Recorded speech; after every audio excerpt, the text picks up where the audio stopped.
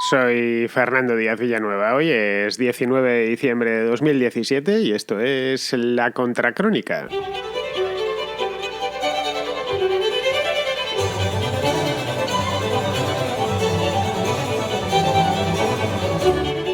El jueves pasado saltaron todas las alarmas. Estados Unidos, es decir, el malvado Donald Trump, se había cargado Internet. Así por las buenas, un buen día de diciembre había decidido poner fin a Internet. En El Confidencial, de hecho, un periódico español, decían literalmente tal que así: Estados Unidos acaba de matar Internet. Yo, claro, me asusté así de primeras nada más leerlo. Ya en pequeñito, debajo, decía que la FCC había puesto fin a la neutralidad de la red. Entonces ya en ese momento respiré aliviado porque lo de matar Internet sí me preocupó. Esto de la neutralidad de la red ya me preocupaba un poquitín menos. A fin de cuentas, yo no me puedo quedar sin Internet. Vivo gracias a que Internet existe. Este programa llega hasta vuestros oídos no gracias a las antenas atmosféricas, sino gracias a Internet. Por lo tanto, soy parte interesada en que Internet siga existiendo por siempre jamás. Al menos mientras yo esté aquí, que pueda dirigirme a vosotros a través de los medios habituales, que son los que son vuestros teléfonos móviles o vuestras computadoras.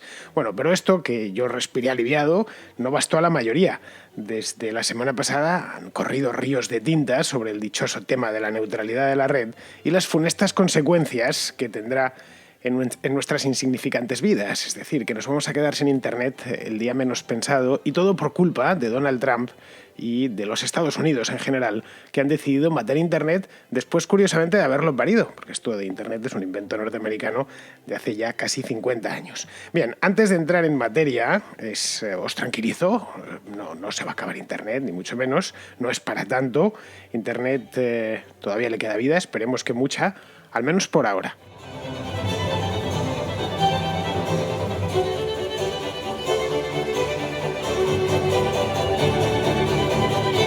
Esto de la neutralidad de la red llevaba bastantes años coleando, un montón de tiempo, no sé cuánto, pero lo menos 3 o 4 años los que se habla, se escribe sobre él, pero lo cierto es que nadie sabe exactamente en qué consiste eso de la neutralidad de la red.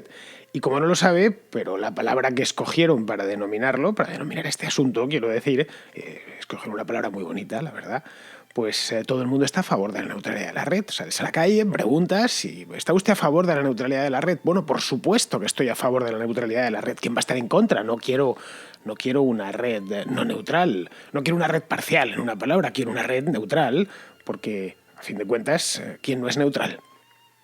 De hecho, nadie lo es, ninguno de nosotros somos neutrales, en tanto en cuanto somos seres humanos, tomamos partido continuamente, además, tomamos parte en prácticamente cualquier tema, pero nos solemos identificar mentalmente con la parte neutral.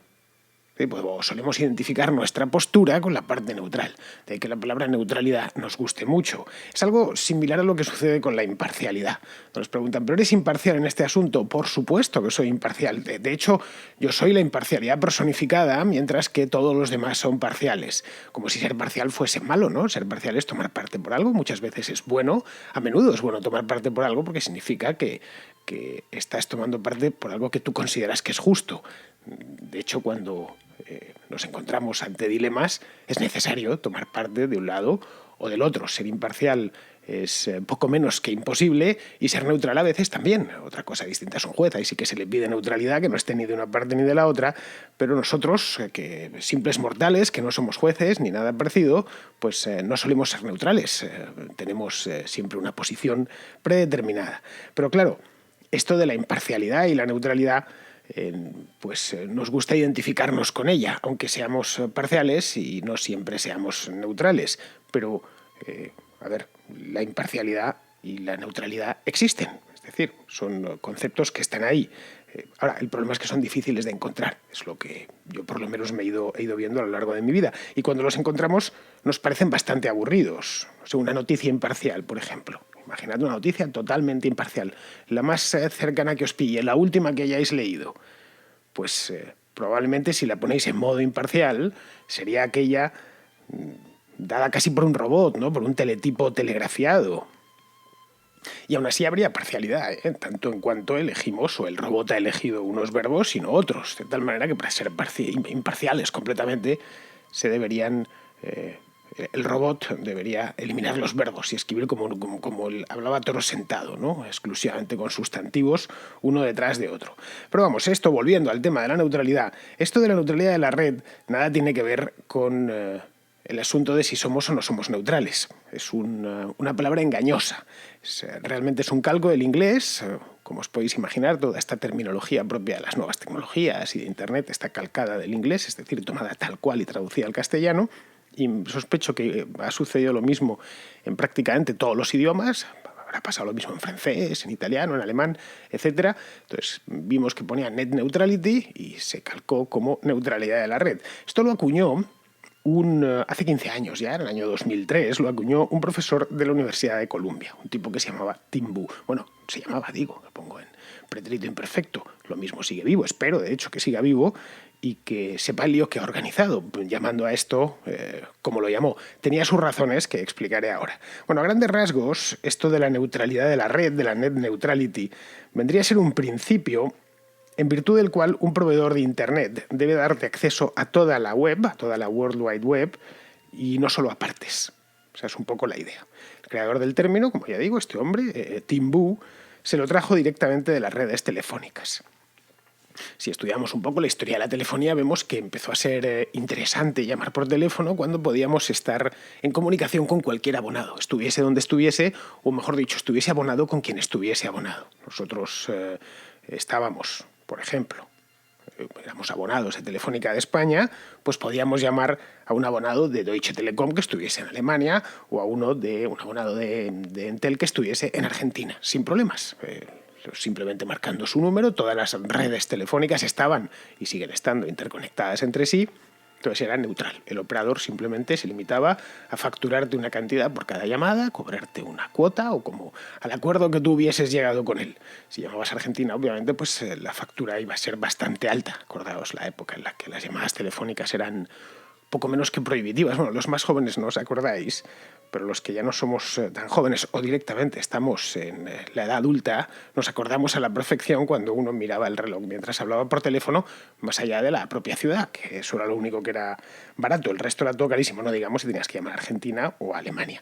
Bien, pero la cuestión es que podías hacerlo, era neutral. Pues esto Tim Wu se lo trajo a la red, a la World Wide Web, se lo trajo a la web ya a principios del siglo XXI. Dijo, bueno, pues aquí tiene que ser lo mismo. Y a mí me parece correcto, o hasta aquí es correcto. Es decir, es bueno que las operadoras sean neutrales. Cuando digo es bueno, no significa que tiene que ser obligatorio. En tiempos de la primera telefonía, perfectamente, o hace 50 años, Telefónica podría haber decidido que con una tarifa especial, no lo decidió, pero podría haberlo hecho, que con una tarifa especial más baja, pues solo se pudieran comunicar los números de Telefónica. Entonces no pudiéramos haber llamado a ningún número argentino, a ningún número alemán. Podría haberlo hecho. Nadie se hubiese quejado. A cambio, hubiesen pagado menos. Hubiera roto la neutralidad del teléfono en aquel momento. Es un debate que no se dio, pero que bien podría haberse dado. Bien, ahora, es bueno que podamos llamar a Alemania, o que podamos llamar a Argentina, o que podamos llamar a México, o que podamos llamar a Tailandia, que podamos llamar a cualquier lado con solo nuestro teléfono, previo pago del importe de la llamada, obviamente. Ahora, esto nos lo podemos traer a nuestros pecadores días y ver cómo esto se extrapola a la cuestión de Internet. Es decir, yo me conecto a Internet, estoy conectado ahora mismo, tengo la pantalla delante y tengo abiertas varias páginas web. Tengo abierta una página web con varios periódicos, aquí delante mismo tengo El Confidencial, donde acabo de leer la noticia esta de la introducción, que es un periódico español. Luego tengo abierta una página de la Wikipedia, tengo abierta YouTube, tengo abierta mi propia página web, que es diazvillanueva.com, que Dios sabe dónde estará alojada, seguramente en Estados Unidos. ¿Y qué más tengo abierto? Ah, sí, y tengo abierto Radio Televisión Española, la web de Televisión Española, con la que dan vídeos a la carta. Bien, podría ser que mi operador, que es Telefónica, me capase algunos servicios. Es decir, podría decidir que yo no puedo entrar en Radio Televisión Española. Yo solo entro a Radio Televisión Española a ver vídeo, obviamente, a ver cosas, reportajes, documentales, informativos y cosas por el estilo. Es decir, podrían caparme ciertas webs muy intensivas en consumo de datos, como por ejemplo esta de Radio Televisión Española o la misma YouTube, que también la tengo abierta, la pestaña de al lado. O impedirme acceder a otras simplemente porque a los directivos de Telefónica pues se les pone entre ceja y ceja. Piensan que es así, que no, y les cae mal Televisión Española, les cae mal YouTube, y deciden que yo, con mi tarifa, no puedo entrar a YouTube. Y me lo informan y dicen, si usted quiere seguir con nosotros, puede seguir, pero que sepa que no va a poder entrar en aplicaciones como Televisión Española, como YouTube o como Netflix, al que le doy un uso bastante intensivo. Para mí, hoy por hoy, es mi televisión principal. Cada vez que quiero ver una película, una serie, también veo cosas en Amazon. Vamos, mi principal es Netflix. Y me lo pensaría, a lo mejor no me compensaba seguir con Telefónica y prefiero irme con otra operadora, no lo sé. De hecho, si nos vamos, ampliamos un poquitín más, abrimos la focal, ¿no? Y lo miramos un poquitín de manera más amplia, China es un ejemplo donde Internet no es neutral, toda China. Allí no se puede acceder a Google, no, tampoco se puede acceder a Gmail, no se puede acceder a Google Maps, no se puede acceder a YouTube, ninguno de los servicios de Google está prohibido.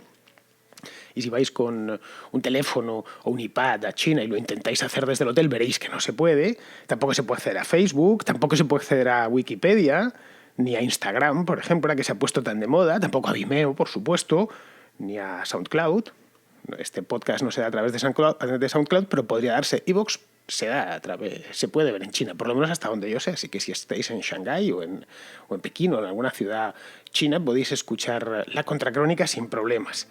Pero bueno, tampoco se pueden acceder a ciertas webs de noticias. El Wall Street Journal, por ejemplo, tiene capado su acceso, o The Economist, estoy hablando de memoria, y bueno, y decenas de sitios más. Estos son una decisión del gobierno chino, concretamente, para que no se pueda entrar ahí. En muchos casos hay sustitutos, en otros no. A mí un sustituto de la Wikipedia me cuesta encontrarlo. Es una obra colectiva tan grande, tan gigantesca. De hecho, desde hace no mucho, unos meses, que es agosto, septiembre, en China tampoco se puede acceder a WhatsApp. Tienen su propio sistema de mensajería, pero vamos, que un teléfono chino no puede darse de alta en WhatsApp ni, por supuesto, comunicarse a través de WhatsApp. Ojo, no es el único país, China no es una excepción, no es la única excepción. En países como Turquía, la India o Arabia Saudí también hay webs capadas. En el mes de junio estuve yo en Turquía y ¿cuál fue mi sorpresa cuando intenté entrar a Wikipedia una noche desde el hotel y vi que no se podía?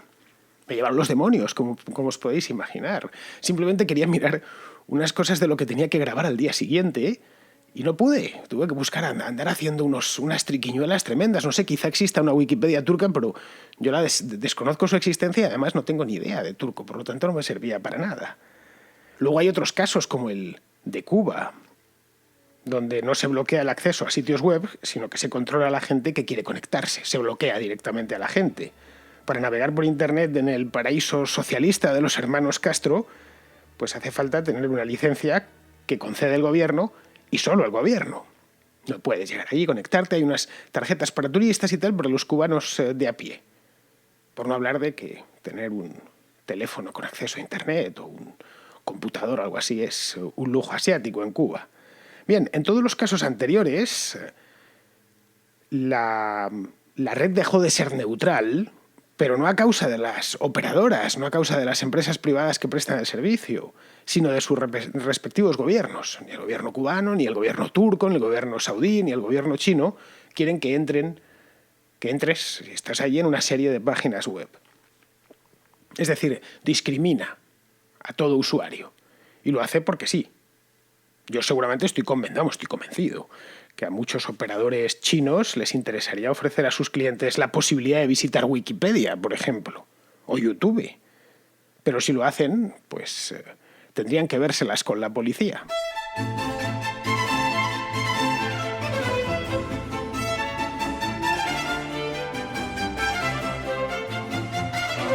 El miedo, por lo tanto, en Estados Unidos, en España, en cualquiera de los países libres que en el mundo hay, que son muchísimos, la mayor parte, todo hay que decirlo, no es tanto el gobierno, no proviene tanto del gobierno, como de los prestatarios del servicio. Es decir, los que van a acabar, o eso es lo que dicen, con la neutralidad de la red, van a ser los operadores. El gobierno simplemente les va a posibilitar esa opción, que es, en última instancia, lo que habría hecho Trump hace unos días. Es decir, permitir que los operadores discriminen. El gobierno americano no podría, de hecho, y el gobierno español tampoco podría hacer una cosa así, es decir, prohibir que visitemos Google o que entremos en Wikipedia. En el caso de que lo hiciese, pues se armaría una muy buena y además con toda la razón del mundo. Lo que se teme, y de ahí viene toda la histeria general de los últimos días, es que estos operadores, estos prestatarios del servicio, sean los que vulneren la neutralidad. Ni más ni menos. Ese es el origen de todo el problema. Y vayan parcelando la red en función de intereses, no tanto políticos, como es el caso del gobierno chino o del gobierno saudí, como intereses económicos, es decir, que quieran sacarle más partido a sus infraestructuras. Es decir, que cuando un usuario, cualquiera de nosotros, vaya a contratar un servicio de acceso a Internet, le presenten una carta, como la del restaurante. Acceso total a tanto al mes. Pues acceso total, sin restricciones de ningún tipo. Puedes visitar todas las páginas web, estar conectado a Netflix las 24 horas del día, si lo deseas, en alta definición, en 4K, lo que quieras, y esto te va a costar tanto. Luego acceso solo a otra opción, acceso a aplicaciones de mensajería. Por si quieres estar con el teléfono dándole al WhatsApp y al Telegram y a todas las aplicaciones, que hay un montón de ellas, que las emplean los jóvenes, bueno, y pasar imágenes y fotos y vídeos y memes y su padre, lo que quieras. Bueno, eso tiene otro coste. Otro que pueda ser redes sociales, para que entres en Facebook, en Instagram, en Twitter, en todos estos sitios. O otro directamente solo para conectarte a servidores de vídeo en streaming. Es el caso de YouTube o de Vimeo, con un coste diferente. Bien, tú decidas cuál quieres en función de lo que puedas y de las necesidades que tengas, contratas uno u otro. Entonces pensaréis, bueno, esto es un drama, ¿no? Pues un dramón tremendo. Pues no, que eso ya existe, especialmente en el entorno móvil. En los países hispanoamericanos, de hecho, es algo relativamente común. Hay tarifas que solo permiten acceder a una serie de aplicaciones. Hay, de hecho, recuerdo, en Guatemala había una que solo permitía acceder a Facebook, tal cual, nada más. La única aplicación que se conectaba de todo el teléfono era una que se conectaba a Facebook. No recuerdo qué operadora lo daba, no sé si era Movistar o Tigo, o claro, no recuerdo cuál era, pero me llamó la atención. Bueno, no sé, yo en Facebook entro poco, pues poco más que para colgar el programa y contestar alguna pregunta a algún oyente y poco más, pero es una red social que me fatiga especialmente. Pero entiendo que haya mucha gente que se pase la vida allí, que tenga ahí su red social en países como Guatemala, que se sale poco a la calle. Era muy común que la gente se relacionase, y sigue siendo muy común que la gente se relacione a través de Facebook. Bueno, a cambio, evidentemente, esa tarifa solo Facebook era más barata que las que te franqueaban el acceso completo a todo Internet. Una cosa iba por la otra, y aparte estaba claro. Con esto solo podrás pulsar sobre la aplicación, sobre la F de Facebook, y allí puedes hacer lo que quieras, pues pasarte el día entero, puedes subir fotografías, puedes chatear con los amigos, lo que te dé la gana. Bien, esta es la razón por la que los que denuncian el fin de Internet, o el fin de la neutralidad de la red, hablan de una Internet para pobres y para ricos, lo cual nos parece todavía más dramático. Así, si nos lo dicen de entrada, es que esto va a significar que va a haber una red para pobres de pedir, una red tercermundista, lenta, con acceso muy discriminado a una serie de aplicaciones, y una red para ricos que puedan permitírselo, que puedan acceder a todo, al conocimiento, etc. Claro, si nos lo dicen así, claro, nos asustamos, normal. Vemos a las operadoras discriminando en función de lo que uno haya pagado. Eso asusta a cualquiera. Pues bien, eso también existe. Cuando contratamos el servicio, escogemos una velocidad, eso para empezar, y eso no solo en Guatemala, sino en todo el mundo. España, desde luego, es así. Me consta que en Alemania también, y en Estados Unidos, y en Canadá, y en la Luna no, porque todavía no hay Internet, pero cuando lo haya, existirá algo parecido. Contratamos una velocidad y a veces incluso una cantidad determinada de gigabytes, al término de los cuales pues la conexión se interrumpe o se ralentiza. Esto es muy común en España. Bueno, tienes contratado tanto, sobre todo los teléfonos móviles, tienes contratado tanto, máxima velocidad 4G, no sé qué, y a partir de que hayas consumido tantos gigas, pues la cosa va a ir más lenta.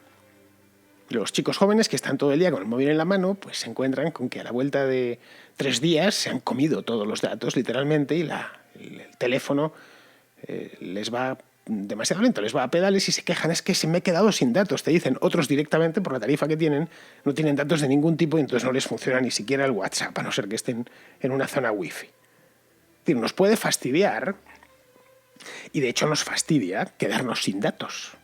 pues, la expresión acuñada al efecto, es como se dice, no sé cómo se dirá en otros países, en España se dice así, me he quedado sin datos, o me voy a quedar sin datos. Pero claro, ¿nos parece justo? Sí, me he quedado sin datos, pero me parece justo, como nos parece justo el hecho de que en un avión los pasajeros de primera clase pues disfruten de más espacio, coman mejor, embarquen antes. Nadie se enfada, no sé. Simplemente han pagado más, y es natural que así sea. Nadie, a excepción de los envidiosos compulsivos, que siempre hay, afortunadamente es una minoría, pues se ofenderá por ello, se ofenderá por ver que la comida de la primera clase en el avión de Iberia huele mejor y les están dando de cenar en vajilla de loza. Y tienen más espacio para estirarse y pueden dormir tranquilamente. Nada más lo ves al salir del avión. Dices, bueno, ¿cómo han ido estos después de 12 horas? Pero no te ofendes. Bueno, ellos han pagado ¿cuánto? 3, 4, 5, 6 veces más de lo que he pagado yo.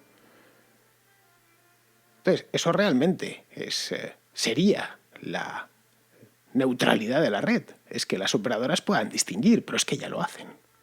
Entonces, a partir de aquí ya más o menos he explicado y con los ejemplos oportunos qué pasará ahora que Trump ha anulado la orden administrativa, que no ley, no era una ley como andaban diciendo muchos el otro día, que imponía la neutralidad de la red. ¿Qué va a pasar? ¿Se va a acabar Internet, como decía el Confidencial? A partir de, qué sé yo, pasado mañana ya no podréis escuchar la contracrónica. Y a mí, claro, me matará entonces Donald Trump.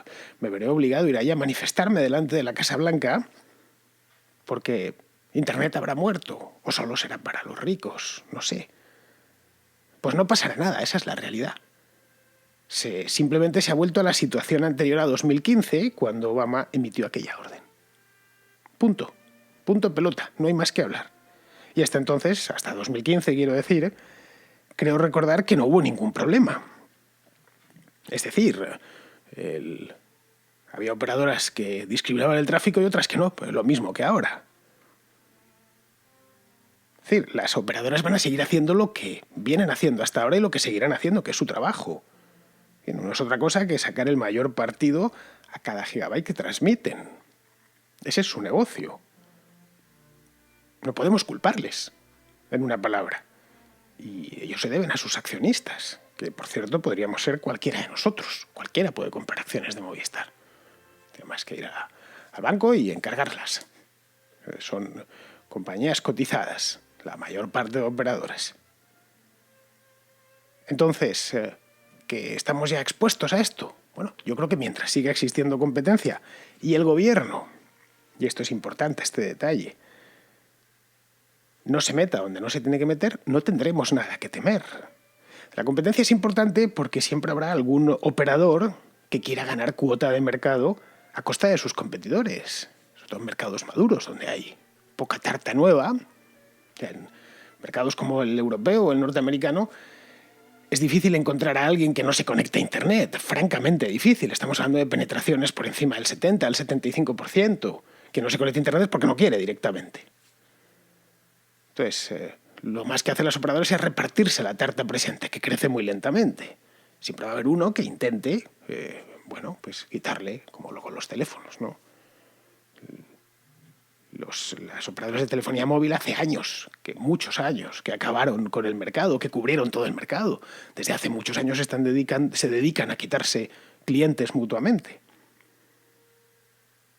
Y la manera mejor y más eficiente de quitarle clientes a la competencia en este negocio, bueno, en este y en todos, es dar más por menos. No al contrario, no dar menos por más. Y luego lo segundo, lo de que el gobierno no se meta, es tan importante, es de hecho lo más importante, porque los gobiernos son la única amenaza real que se abate sobre la red de redes. Convenzcámonos de una vez, es así, es un hecho. Y a la vista tenemos lo que pasa en China, lo que pasa en Turquía o directamente lo que pasa en Cuba. Ellos son los únicos que de manera efectiva pueden apagar Internet.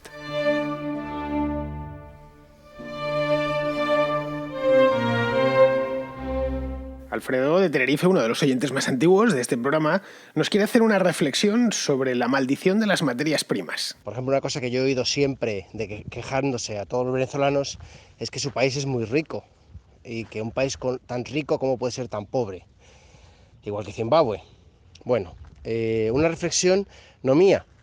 Juan Velarde Fuertes, que creo que sabrás quién es, bueno, no, debes saber quién es.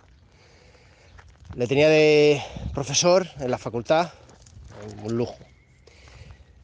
Siempre me he quedado con esa idea, que es la que te voy a exponer, este cuento, que es el que te voy a exponer ahora mismo. En los años 70 y 80 había una dictadura militar en Brasil y el cobre se estaba acabando en el mundo. Y encontraron en Brasil los mayores yacimientos del mundo de cobre. La dictadura militar pensó, bueno, en unos pocos años vamos a dejarlo ahí, porque en unos pocos años vamos a tener el monopolio mundial del mercado del cobre. Japón, un país que no tiene de nada y no tiene materias primas, pero sí tiene un sistema de educación excelente y por tanto una fábrica de cerebros y de ingenio humano, con plástico, hizo la fibra óptica y cuando salió la fibra óptica, el cobre de Brasil no merecía la pena ni extraerlo. Me he quedado con esto en la vida, siempre toda la vida. Venezuela no es pobre porque no es rica porque tenga petróleo. Es pobre porque no tiene cerebros, no tiene un sistema educativo, igual que España. Sí, claro, Alfredo, por supuesto que conozco a Juan Velarde, es uno de los, una auténtica eminencia, es uno de los economistas españoles más prestigiosos que están con vida. Vamos, hasta donde yo sé no se han muerto. Vamos, en el caso de que se muriese ya habría salido en la prensa, le he leído a lo largo de muchos años, él fue un columnista de ABC de siempre, vamos, desde que yo tengo recuerdo. Escribía una columna que se llamaba Mis libretillas, que sobre temas económicos, que a mí siempre me gustó mucho. Bueno, pues no la escribe ya. Yo creo que por la edad, debe de ser muy mayor, debe de tener unos 90 años o algo así. Pero vamos, por todo lo demás que me cuentas, efectivamente tiene razón, el recurso más valioso del planeta, iba a decir del país, del planeta en sí, es el ingenio humano, y para que haya ingenio humano tiene que haber personas, porque el ingenio habita en personas, habita en cerebros, en cabezas de personas, con nombre y apellidos. Somos las personas, en definitiva, la clave de todo. No el oro, ni los diamantes, ni el marfil, ni el petróleo, ni nada por el estilo. Pero claro, no de cualquier manera. Ahí tienes el caso de Cuba, por ejemplo. Me cuesta encontrar un país con gente más lista y más avispada y gente habilidosa para casi todo. Y en cambio, de poco les sirve. Bueno, les sirve para sobrevivir y poco más. No pueden prosperar. Sí que hace falta algo más que ingenio humano. Se necesita para vivir vivimos en sociedad, no lo olvidemos, no metidos en una cueva. Necesitamos, para empezar, vivir en libertad, fundamental, poder interactuar entre nosotros libremente, necesitamos gozar de seguridad jurídica, necesitamos vivir en paz, es decir, que haya paz, para que podamos... decir, que la ausencia de guerra, en una palabra, la ausencia de conflictos, la ausencia de violencia. Es decir, aparte del ingenio humano, hacen falta unas cuantas cosas más para que un país prospere. Pero un país que tiene gente operando, viviendo en libertad, relacionándose mutuamente de manera libre, en el que los contratos se respetan y se honran, y en el que hay paz, se vive una sociedad pacífica, es una sociedad que prospera. Una sociedad que no tiene nada de eso ya puede estar sentada literalmente encima de un pozo de petróleo, caso de Venezuela, caso de Nigeria, caso de Angola, bueno, caso de casi todos los países petroleros, con contadísimas excepciones, como puede ser Noruega.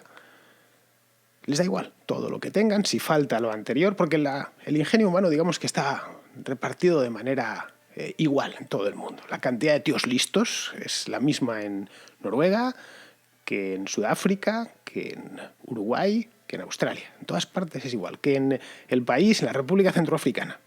En este aspecto, igual que los empresarios, la cantidad de tipos que llevan el emprendimiento dentro es, no sé qué porcentaje será, quizá un 10% de la población, no tengo ni idea, es igual en prácticamente todos los países. Evidentemente hay incentivos, en un país donde se incentiva la empresarialidad, pues aparecerán más, pero en un país donde la empresarialidad se castiga, la iniciativa individual se castiga, como los países del socialismo real, a pesar de todo había empresarios que operaban por debajo. Bueno, el caso de Cuba es clarísimo. Bien, pues podemos tener a los tipos más listos del mundo que si no les dejamos que operen en libertad, que no se respetan sus derechos civiles, no se respetan los contratos, etcétera, no sirve absolutamente para nada.